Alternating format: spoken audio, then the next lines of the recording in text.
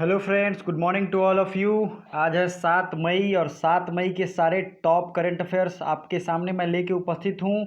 तो welcome to my channel. और जैसा कि आप सबको पता है, करंट अफेयर्स के साथ साथ हम लोग मैप को भी देखते हैं और 200 से 300 अलग से जीएस के फैक्ट्स, हिस्ट्री, ज्योग्राफी, पॉलिटी और सारे फैक्ट्स को देखते हैं, डिस्कस करते हैं और आपका ऑटोमेटिक रिवीजन कराते हैं, जो कि आपका जीएस रिवीजन का 2 से 3 घंटा बचाता है। तो आपको वीडियो लास्ट तक देखना चाहिए क्योंकि सारा का सारा क्वेश्चन इंपॉर्टेंट है और बहुत ज़्यादा एग्ज़ाम में आते हैं ऐसे क्वेश्चन। और अगर आपने पहली बार विजिट किया है तो चैनल को सब्सक्राइब जरूर कर लें और वीडियो को लाइक और शेयर करना ना भूलें। ये हमारी फेसबुक आईडी है, जिसे भी ईयरली करंट अफेयर्स की पीडीएफ खरीदनी हो हमें यहाँ संपर्क कर सकता है और अपना कीमती टाइम बचा सकता है। और उसकी प्राइस बहुत नॉमिनल रखी गई है, बहुत ज़्यादा नहीं है। आप अगर देखेंगे तो 1 साल का पीडीएफ जो है वो आपको मात्र 1 महीने की कीमत के बराबर में दिया जा रहा है। तो चलिए शुरू करते हैं। टेलीग्राम जरूर ज्वाइन कीजिए क्योंकि इस पर पीडीएफ मैं सेंड करता रहता हूँ। Recently who participate in the NAM meeting. दोस्तों ये क्या होता है? तो नॉन अलाइनमेंट मूवमेंट एक शुरू हुआ था, NAM जिसे कहते हैं, ठीक है, मतलब गुट निरपेक्ष आंदोलन। ये शिखर सम्मेलन शुरू हुआ था 1961 में। और अच्छी बात ये है कि इसमें मुख्य रूप से उस समय के पीएम पंडित जवाहरलाल नेहरू, उनका योगदान बहुत ज़्यादा था, ठीक है। और यूगोस्लाविया आप लोग जानते होंगे, यूरोप का एक देश है। कर्नल नासिर और मार्शल टिट्टो, इन सारे लोगों का बहुत बड़ा कंट्रीब्यूशन था। ये पंडित नेहरू के दोस्त थे और इन लोगों ने ही गुट निरपेक्ष आंदोलन शुरू किया था। क्यों? क्योंकि उस समय पूरा वर्ल्ड जो है वो कोल्ड वार एरा से गुजर रहा था, कोल्ड वार फैला हुआ था हर तरफ। तो इससे बचने के लिए भारत ने किसी खेमे का पक्ष नहीं लिया, ना अमेरिका का ना रसिया का। तो ये आंदोलन शुरू हुआ था। इसकी स्थापना मैंने बता दिया 1961 में हुई थी। और इसकी जो हेडक्वार्टर जो है वो कहाँ है? ये है इंडोनेशिया की राजधानी जकार्ता। लेकिन इंडोनेशिया की पुरानी राजधानी है जकार्ता, नई राजधानी कहाँ है? तो ईस्ट कालीमंतन। दोस्तों एक बात मैं कह देता हूँ कि आप लोग डेली करंट अफेयर्स देखा कीजिए। क्यों? क्योंकि डेली के करंट अफेयर्स में अलग अलग मैप रहते हैं, अलग अलग फैक्ट रहते हैं। जैसे कि इंडोनेशिया के बारे में मैंने कल और परसों दोनों दिन इंडोनेशिया के बारे में अच्छे से बताया, इसलिए मैं आज इंडोनेशिया नहीं रखा हूँ, आज किसी और कंटिनेंट का मैंने जिक्र किया है। तो चारों तरफ तैयारी होनी चाहिए, ठीक है, आपको ये ध्यान रखना है। निम्न में गुट निरपेक्ष आंदोलन का ये तो हो गया, नरेंद्र मोदी ने पार्टिसिपेट किया था, तो एक का राइट आंसर एक होगा। और इसका थीम क्या है? यूनाइटेड अगेंस्ट कोविड-19। तो नरेंद्र मोदी ने पार्टिसिपेट किया था और जो भी कोविड-19 के खिलाफ मुद्दे हैं उस पर इन्होंने सबको इकट्ठा और एकत्रित करके संबोधित किया है। इसका थीम है यूनाइटेड अगेंस्ट कोविड-19। 1961 स्थापना दिवस, प्लीज़ नोट कर लें। नॉन अलाइन मूवमेंट इसका फुल फॉर्म है। अगर इसका अध्यक्ष के नाम आपसे पूछा जाए तो आप क्या देंगे? लिख लीजिए, इल्हाम अलीयेव। इसलिए मैं आराम से बोल रहा हूँ, अलीयेव, ये नाम भी है, इल्हाम अलीयेव। नेक्स्ट क्वेश्चन है इंटरनेशनल मिडवाइफ्स डे। तो बताइए इंटरनेशनल मिडवाइफ डे कब रहा? तो इसको मैंने प्रीवियस डे ही बताया था। तो ये है, बताइए, 2 मई, 3 मई, 4 मई या फिर 5 मई? तो ये है 5 मई को। 4 जो है वो राइट आंसर होगा। मिडवाइफ क्या होता है आपको पता है, हॉस्पिटल में नर्सेज एंड मिडवाइफ्स होती हैं। तो मिडवाइफ डे का जो थीम था, celebrate, demonstrate, mobilise, unite for time is now. तो इतना बड़ा तो आपको याद नहीं होगा, लेकिन आप इसमें से कुछ पार्ट अगर याद कर लेंगे, celebrate, demonstrate, mobilise, unite for time is now 5 बार बोलेंगे तो ऐसे भी याद हो जाएगा। दूसरा तरीका ये है कि आप इसको देखें, ऑटोमेटिकली मैं रिवीजन करवाऊंगा डेली, आपको खुद ब खुद याद हो जाएगा, ठीक है। अब मई महीने के जितने भी इंपॉर्टेंट करंट अफेयर्स हैं सबको हम लोग अभी के अभी रिवीजन करने वाले हैं। तो आइए, 1 मई को क्या मनाया गया? अंतर्राष्ट्रीय मजदूर दिवस। 3 मई को विश्व प्रेस फ्रीडम डे। क्या मनाया गया? विश्व प्रेस फ्रीडम डे। नेक्स्ट है विश्व अस्थमा दिवस, इस बार मनाया गया 5 मई को, ठीक है। 8 मई को विश्व रेड क्रॉस डे भी मनाया जाता है और मैंने क्या बताया था, थैलीसीमिया डे भी मनाया जाता है। 11 मई को विश्व प्रवासी पक्षी दिवस मनाया जाता है, माइग्रेटरी बर्ड डे, ठीक है। 12 मई को अंतर्राष्ट्रीय नर्स दिवस, कब मनाया जाता है? 12 मई को नर्स डे। नेक्स्ट है 16 मई को सिक्किम राज्य का स्थापना दिवस भी है, ठीक है, 16 मई को। 18 मई को अंतर्राष्ट्रीय संग्रहालय दिवस, क्या है? संग्रहालय, जो समझते हैं ना आप, संग्रहालय जहाँ पे पुरानी चीज़ों पुस्तकों को संग्रहित किया जाता है। 20 मई को है मधुमक्खी डे, ठीक है, 20 मई को क्या है, मधुमक्खी डे। 23 मई को है कछुआ डे, ठीक है, टॉर्टोइज आपको पता ही है, कछुआ डे है 23 मई को। और 20 मई को एक और डे है जिसे माप विज्ञान कहते हैं, 20 मई को, ठीक है दोस्तों। तो ये है माप विज्ञान डे 20 मई को। 24 मई को राष्ट्रमंडल कॉमनवेल्थ डे है, 24 मई को। नेक्स्ट है 25 मई, तो ये है थायराइड दिवस। क्या है, थायराइड एक बीमारी होती है गले में, आपको पता ही है, थायराइड ग्लैंड होता है। और ये कब है, 25 मई को। 29 मई को क्या है, अंतर्राष्ट्रीय एवरेस्ट दिवस। क्या है, अंतर्राष्ट्रीय एवरेस्ट डे, ये है 29 मई को। अब 30 मई को देख लेते हैं। 30 मई को है गोवा राज्य की स्थापना दिवस है, 30 मई को। 16 मई को सिक्किम राज्य की स्थापना दिवस है, ठीक है। 31 मई को है तंबाकू निषेध डे, तंबाकू निषेध डे है 31 मई को। तो ये मई महीने का मैंने पूरा बता दिया। जो लोग होशियार होंगे उन्होंने नोट कर लिया होगा, अदरवाइज मैं इस पर एक अलग वीडियो लेकर आऊँगा, आपको परेशान होने की ज़रूरत नहीं है। और जो भी है उस फैक्ट को डिस्कस मैं करूँगा।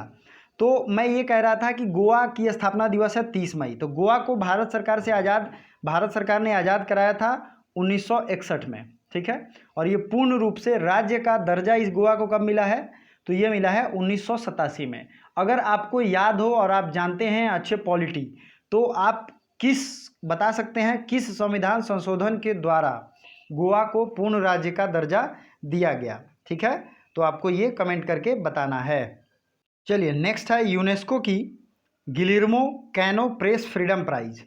ये किसे दिया गया है, ये थोड़ा डिफ़िकल्ट नाम भी है, तो आपको ये नाम भी बहुत अजीब से और आराम से हो जाएगा, क्योंकि डिफ़िकल्ट नाम का जिसको अवार्ड दिया गया है वो भी डिफ़िकल्ट ही है। तो ये है जिनेथ बेडोया लिमा, इनको प्रेस फ्रीडम अवार्ड यूनेस्को का दिया गया है। यूनेस्को की स्थापना हुई थी 1946 में। हेडक्वार्टर है पेरिस, पेरिस मतलब फ्रांस की राजधानी। तो फ्रांस की राजधानी तो पेरिस हो गई, पेरिस में है ईफिल टावर। दोस्तों मैं एक चीज़ कहना चाहूँगा, चीज़ों को एक दूसरे से कनेक्ट करना सीखिए। अगर आपको याद नहीं रहता है तो कनेक्ट करेंगे तो एक चेन बन जाएगा, और चेन बनने से आपको ऑटोमेटिकली आपका दिमाग उसको बहुत लॉन्ग टाइम तक याद रखेगा। इससे आपको बहुत बेनिफिट मिलेगा, ठीक है।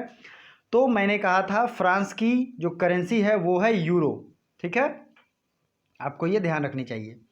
और फ्रांस और इंग्लैंड के बीच में एक कनाल बहती है, नॉर्थ कनाल। चलिए आप देखते हैं मलाला यूसुफजई, इनको आप बारे में आपको पता है 2014 में इन्हें कैलाश सत्यार्थी के साथ नोबेल प्राइज़ दिया गया था। तो ये मोस्ट इंपॉर्टेंट क्वेश्चन है दोस्तों। ये हमारी फेसबुक आईडी है, और अगर आपने one day exam point channel को सब्सक्राइब नहीं किया है तो जल्दी से जल्दी सब्सक्राइब कर लें, क्योंकि उस पर एक्स्ट्रा वीडियो अपलोड किए जाते हैं जो कि आपकी तैयारी को और फास्ट ग्रो अप करेगा, आपको और बूस्टअप करेगा। और टाइमली वीडियो के लिए उस पर करंट अफेयर्स 6 AM में आ जाते हैं। तो अगर आप लोग बहुत अच्छे से पढ़ाई करना चाहते हैं तो उसे भी ज्वाइन कर सकते हैं। तो उसकी लिंक डिस्क्रिप्शन में दी गई है, डिस्क्रिप्शन में लिंक पर क्लिक करके आप वहां से ज्वाइन कर सकते हैं। तो काइंडली ज्वाइन दिस चैनल और इस वीडियो को लाइक जरूर कर दें। किस देश ने वार्षिक क्रिकेट अवार्ड की घोषणा की है? New Zealand, Bangladesh, England and Pakistan. तो ये है कौन सा देश? तो ये है न्यूजीलैंड। मैंने आपको बताया था ICC टेस्ट क्रिकेट रैंकिंग में ऑस्ट्रेलिया ने टॉप किया है। दूसरी चीज़, पाकिस्तान ने अपने जो फर्स्ट राउंड या फर्स्ट क्लास क्रिकेटर हैं उनको 25,000 रुपये देने की घोषणा की है, मैंने पिछले ही दिनों बताया था। तो आइए मैप में देख लेते हैं आज ऑस्ट्रेलिया कंटिनेंट, और इससे रिलेटेड सारे इन्फॉर्मेशन, सारे फैक्ट जो कि एग्जाम में पूछे गए हैं अभी हम लोग डिस्कस करेंगे। आपको देखिए ये है ऑस्ट्रेलिया। सबसे ज़्यादा सवाल पूछा गया है ग्रेट बैरियर रीफ कहाँ है, ठीक है, तो ये है ऑस्ट्रेलिया में। ठीक दोस्तों, एक क्वेश्चन मैं आपको बता दूं, यहाँ पे जो ये दिख रहा है यहाँ पे है straight taurus, TAURUS, taurus straight, जो कि आराफुरा सी और इधर जो भी सी हैं उनको एक साथ जोड़ता है। ग्रेट बैरियर रीफ आपने देख लिया। माउंट कोसिको, क्या है?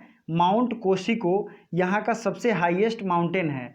और लेक आयर, EYRE, अगर आप लोग इंग्लिश में लिखते हैं तो लिख लीजिए EYRE, अदरवाइज लेक मतलब झील, ईरी या फिर आयर आप लिख सकते हैं, जो कि ऑस्ट्रेलिया की सबसे निचली जगह है, सबसे लोवेस्ट पॉइंट है, ठीक है। हाईएस्ट क्या है? माउंट कोसिको, इंग्लिश में इसकी मीनिंग आपको देखनी चाहिए। ग्रेट डिवाइडिंग रेंज, एक क्वेश्चन आता है ग्रेट डिवाइडिंग रेंज कहाँ है, तो ये भी है ऑस्ट्रेलिया में ही, ठीक है दोस्तों। नेक्स्ट पॉइंट आपको याद रखना है कि बास स्ट्रेट, आपको यहाँ पे टस्मन सी दिख रहा है, यहीं पे बास स्ट्रेट है, बास स्ट्रेट। मैंने स्ट्रेट पे एक अलग वीडियो बनाया था। हमने अभी बात की थी न्यूजीलैंड की। न्यूजीलैंड की राजधानी है वेलिंगटन, और न्यूजीलैंड में जो स्ट्रेट है उसका नाम है कूक स्ट्रेट। ठीक है, ये इसके नॉर्थ आइलैंड और साउथ आइलैंड के बीच में जो एक स्ट्रेट है उसका नाम है कूक स्ट्रेट। तो पूछा जाता है कूक स्ट्रेट कहाँ है, तो न्यूजीलैंड में।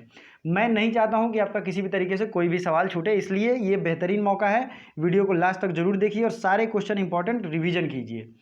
तो ये है ऑस्ट्रेलिया का को गोल्ड माइन होता है, गोल्ड माइन आप लोग समझ रहे हैं। गोल्ड माइन सबसे ज़्यादा पूछा जाता है कूलगार्डी या काल गुरडी, काल गुरली या कूलगार्डी, ये गोल्ड माइन का नाम है। और ये कहाँ है, तो ये है ऑस्ट्रेलिया में। ठीक है, ऑस्ट्रेलिया किस चीज़ का लार्जेस्ट प्रोड्यूसर है, तो ये है बॉक्साइट का। ठीक है दोस्तों, और लार्जेस्ट रिजर्व है यूरेनियम का, तो आपको ये ध्यान रखना है, लेकिन प्रोड्यूस यूरेनियम नहीं करता है। ठीक है, और ये रहा ऑस्ट्रेलिया का मैप। आई होप आपको ये वीडियो अच्छा लग रहा है, और वीडियो को लाइक ज़रूर कीजिए। चैनल पे पहली बार है तो चैनल को सब्सक्राइब जरूर कर लें, और बेल आइकन को भी प्रेस कर लेंगे तो आपको टाइमली अपडेट मिल जाएगा। देखिए बहुत लोग करते हैं सब्सक्राइब तो कर लिया, लेकिन जो बगल में उसके बेल आइकन होता है उसको नहीं दबाते हैं, उससे आपका सब्सक्राइब करने का इम्पोर्टेंस थोड़ा कम हो जाता है, क्योंकि टाइमली आपको अपडेट नहीं मिल पाता है। ठीक है, तो अगर आपने सबसे जिन्होंने सब्सक्राइब किया भी है उनसे भी एक रिक्वेस्ट है कि वो बेल आइकन दबा लें। वाडा ने संदीप कुमारी पर कितने साल का प्रतिबंध लगाया है, तो ये वाडा क्या है, वर्ल्ड एंटी डोपिंग एजेंसी, और ये संदीप कुमारी ये क्लियर हैं। और इस वाडा का हेडक्वार्टर कहाँ है ये आपको जानना चाहिए। ठीक है, तो वाडा का हेडक्वार्टर है मॉन्ट्रियल कनाडा। कनाडा आपको पता है ना कहाँ है, नॉर्थ अमेरिका में है। और इस वाडा के जो वाडा के तरह ही इंडिया में एक है क्या, नाडा, नेशनल एंटी डोपिंग एजेंसी। तो नेशनल एंटी डोपिंग एजेंसी जो है उसके अभी ब्रांड एम्बेसडर बनाए गए हैं सुनील शेट्टी। तो वाडा जो है, वाडा की स्थापना हुई थी 1999 में। ठीक है दोस्तों, मॉन्ट्रियल कनाडा इसका हेडक्वार्टर है। ये जो है एंटी डोपिंग एजेंसी है, मतलब जो भी कोई नशा लेके खेल खेलता है अंतर्राष्ट्रीय खेलों में उन पे ये प्रतिबंध लगाता है, और इन पे प्रतिबंध लगा है 4 साल का। ठीक है, और इसका अगर अध्यक्ष की बात करें तो जॉन फाहे, जॉन फाहे। तो प्लीज़ नोट कर लीजिए और टाइमली रिवीजन करते रहिए। ठीक है दोस्तों, चलिए नेक्स्ट क्वेश्चन की तरफ बढ़ते हैं। किस सोशल ऐप ने मत कर फॉरवर्ड अभियान शुरू किया है। ये आप लोग सबसे ज़्यादा अभी टीवी देख रहे होंगे, आई नो आप लोग बहुत अच्छे हैं कि घर में रह रहे हैं और टीवी देख रहे हैं, तो ये आपको पता होगा। तो इसका जो भी डिटेल ऑप्शन में दिया है, टिकटॉक, फ्लिपकार्ट, अमेजन, ओप्पो, इसका जो भी राइट आंसर है वीडियो को पॉज कीजिए, कमेंट कीजिए और let me know what is the right answer. और एक और इम्पॉर्टेंट चीज़ है कि उसका जो भी डिटेल आपको पता है आप लिख सकते हैं। चलिए, KS निसार अहमद का निधन हो गया, उनका संबंध किस क्षेत्र से है, KS निसार अहमद, तो ये जो थे इनका फील्ड था पोएट्री, कवि थे ये। ठीक है, आपको ये ध्यान रखना है। नेक्स्ट फैक्ट, 2020 में विश्व अस्थमा डे कब मनाया गया, तो मैंने अभी डिस्कस किया था 2020 में वर्ल्ड अस्थमा डे ये जो है मई माह के प्रथम मंगलवार को ये मनाया जाता है। तो ये पड़ा था 5 मई को, और मई महीने के मैंने सारे डे को डिस्कस कर लिया है। तो आइए आगे बढ़ते हैं। यूवी ब्लास्टर नामक एक अल्ट्रा वायलेट कीटाणु शोधन टावर विकसित किया गया है, किसके द्वारा, तो ये विकसित किया है defence research and development organisation DRDO के द्वारा। DRDO ने ही मिशन शक्ति लॉन्च किया था जो कि एंटी सैटेलाइट वेपन था। ठीक है, आपको अभी भूल गए होंगे, मैंने आपको याद दिला दिया। तो DRDO को अभी जाइए, अगर आपको नहीं पता है तो DRDO के बारे में मैंने कई बार बताया है। वीडियो को पॉज कीजिए, DRDO का फुल फॉर्म के साथ साथ इसके हेड कौन है, इसका हेडक्वार्टर कहाँ है, सब चीज़ आपको कमेंट करके बताना है। और दोस्तों बहुत लोग कमेंट कर रहे हैं कि सर मंथली अप्रैल मंथ का पूरा कंपाइलेशन कब आएगा। दोस्तों जल्द आ रहा है, शायद वो आज ही आएगा और आपको नोटिफाई किया जाएगा। कोविद कथा मल्टीमीडिया गाइड किसने लॉन्च की है, कोविद कथा named multimedia guide launched by, तो ये लॉन्च किया गया है डॉक्टर हर्षवर्धन के द्वारा। ठीक है दोस्तों, डॉक्टर हर्षवर्धन। वेंकैया नायडू ये हमारे उपराष्ट्रपति हैं, स्मृति ईरानी जो हैं ये हमारी कपड़ा मंत्री हैं, राजनाथ सिंह डिफेंस मिनिस्टर हैं, और आपको बता दें अमित शाह जो हैं वो होम मिनिस्टर हैं। पुलित्जर अवार्ड 2020 किसको दिया गया है? तो ये ऑप्शन है दार यासीन, मुख्तार खान, चन्नी आनंद। तो ये इन तीनों को दिया गया है और ये जम्मू कश्मीर में इतने जोखिम भरे माहौल में प्रेस फोटोग्राफी और प्रेस जर्नलिज्म को करने के लिए दिया गया है। मिड डे मील राशन प्रदान करने वाला पहला राज्य तो ये है मध्य प्रदेश। तो ये रहा मध्य प्रदेश। और आज फिर से हम लोग नदियों को रिवाइज करने वाले हैं, कौन सी नदी कहाँ से निकलती है और कौन सा उद्गम स्थल है, कहाँ गिरती है, इन सब चीज़ों को हम लोग देखेंगे। ठीक है, तो आइए शुरू करते हैं। और सबसे पहले सिंधु नदी से। तो सिंधु नदी जो है ये छेमयुंगदुंग ग्लेशियर से निकलती है, मानसरोवर झील तिब्बत। तो प्लीज़ नोट इट कर लीजिए। और सिंधु, इसकी सहायक नदियां हैं सतलज, झेलम, रावी, ब्यास, चेनाब। और 1960 में भारत पाक समझौता हुआ था, जिसमें सिंधु नदी समझौता हुआ था, जिसने वर्ल्ड बैंक ने इसमें पार्टिसिपेट करा था। और इसके अनुसार 80% जो है सिंधु जल समझौते के तहत भारत सतलज, रावी के 80% और झेलम, चेनाब के मात्र 20% जल का ही उपयोग कर सकता है। तो आपको सारी नदियां यहाँ दिख रही होंगी, झेलम, रावी, चेनाब, सतलज, ये सब इंडस या सिंधु के सहायक नदियाँ। आप सोचेंगे आप कि झेलम की उद्गम स्थल तो ये है शेषनाग झील, ठीक है, और ये वुलर झील में मिलती है। चेनाब नदी जो है ये चंद्रभागा हिमाचल प्रदेश से निकलती है, चेनाब आपको यहाँ दिख रहा होगा। रावी नदी जो है रोहतांग दर्रे से निकलती है। सतलज नदी राकसताल मानसरोवर झील से निकलती है। मानसरोवर आपने नाम देख लिया है, राकसताल से निकलती है। ठीक है दोस्तों आज हम लोग सीधे अब साउथ इंडिया की नदियों पे चलते हैं, क्योंकि इसी में बहुत लोगों को पता नहीं होता है। ठीक है, तो आपको साउथ इंडिया की सबसे लंबी नदी है गोदावरी, फिर है कृष्णा, फिर है महानदी, फिर है नर्मदा, फिर लास्ट में कावेरी। तो भारत की सबसे बड़ी झील कौन सी है? तो ये है चिल्का झील। ठीक है, चिल्का झील कहाँ है? तो ये है उड़ीसा में, और ये लैगून है, मतलब खारे पानी की झील है। पूर्वोत्तर भारत में सबसे मीठे पानी की झील कौन है? तो ये है लोकटक, पूर्वोत्तर भारत में। कहाँ दोस्तों? पूर्वोत्तर भारत में।